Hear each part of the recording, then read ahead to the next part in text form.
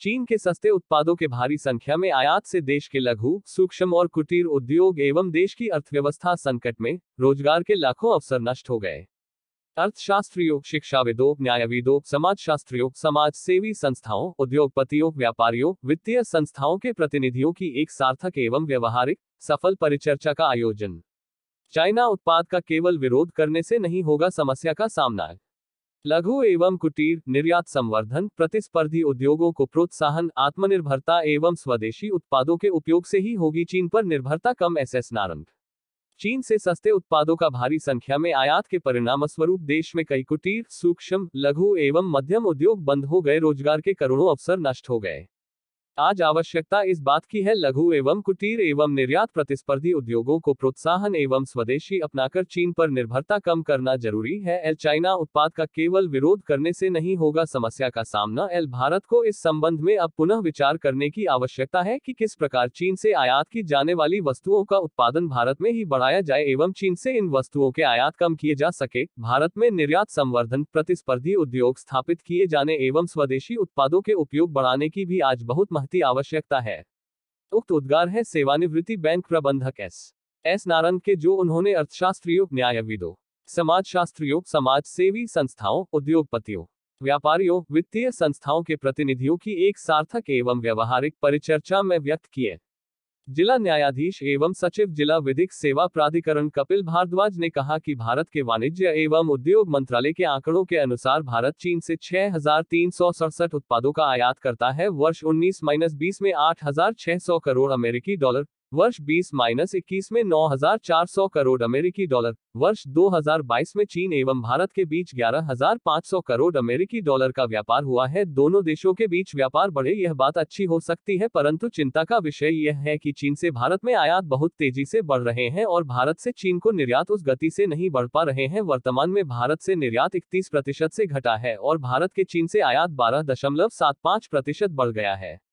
इन आंकड़ों से स्पष्ट झलकता है कि इन उत्पादों के आयात के मामले में भारत की चीन पर जरूर से ज्यादा निर्भरता हो गई है। परिचर्चा में जिला न्यायाधीश एवं सचिव जिला विधिक सेवा प्राधिकरण माननीय कपिल भारद्वाज, जिला विधिक सहायता अधिकारी श्री चंद्रेश मंडलोई, एस नारंग अध्यक्ष सामाजिक संस्था परिवर्तन एवं सेवानिवृत्ति बैंक प्रबंधक state bank, doctor Dharmendra Mehta director Pandit Jawaharlal Nehru प्रबंध संस्थान विक्रम विश्वविद्यालय उज्जैन, सत्येंद्र किशोर मिश्रा अर्थशास्त्री, विक्रम विश्वविद्यालय उज्जैन, श्री प्रकाश चित्तौड़ा समाजशास्त्री, एम.सी. खांडेकर एडवोकेट, श्रीमती पुष्पा चौरसिया कवित्री एवं साहित्यकार, श्री श्याम माहेश्वरी वरिष्ठ समाजसेवी, श्रीमती अंजना शुक्ला समाजसेविका, अशोक शुक्ला सेवानिवृत्ति बैंक कर्मी, एडवोकेट प्रेम जी, श्री सुनील गुप्ता पर्यावरणविद, महेश यादव व्यापारी, प्रहलाद वर्मा समाजसेवी ने अपने विचार व्यक्त किए एवं सक्रिय भागीदारी की।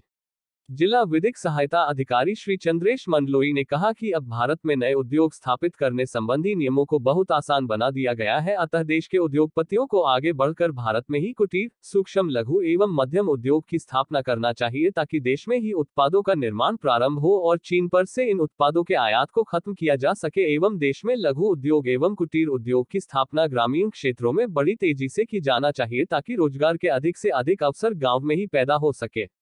विक्रम विश्वविद्यालय के अर्थशास्त्री डॉक्टर सत्येंद्र किशोर मिश्रा ने कहा कि सूक्ष्म, लघु एवं मध्यम उद्योग को स्थापित किए जाने की आवश्यकता है। रोजगार के लिए अधिक से अधिक अवसर निर्मित की जाने की क्षमता है। हाल ही में केंद्र सरकार द्वारा लागू की गई उत्पादन आधारित प्रोत्साहन योजना इस समूह में महत्वपूर्ण भूमिका निभाने जा रही है। कुल मिलाकर इस संबंध में अब देश में गंभीर प्रयास किए जाने की महती आवश्यकता है।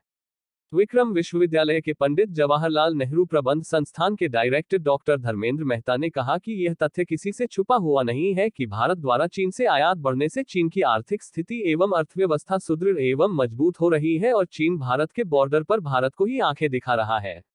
वरिष्ठ समाजसेवी प्रकाश चित्तौड़ा कहा कि यदि भारत को आत्मनिर्भर बनाने की स्थिति में लाना है तो कम से कम उन वस्तुओं के आयात को रोकना चाहिए जिनका निर्माण हम भारत में ही आसानी से कर सकते हैं। रोजगार के अधिक से अधिक अवसर भारत में उत्पन्न होने लगेंगे। इस पर भी चिंतन करने की आवश्यकता है कि चीन से हम किस हद तक रिश्ते कायम रखें। एस नारंग, अध्यक्ष, सामाजिक संस्था परिवर्तन।